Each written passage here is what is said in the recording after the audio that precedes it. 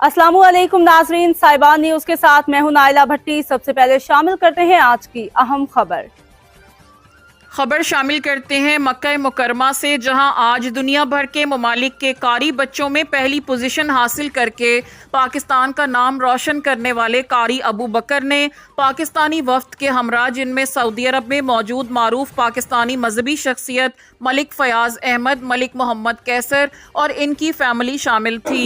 नन्हे कारी अबू बकर ने कहा कि मैं मलिक फयाज का शुक्रिया अदा करता हूँ, जिनकी वजह से मुझे गिलाफ़े काबा को नज़दीक से देखने का मौका मिला।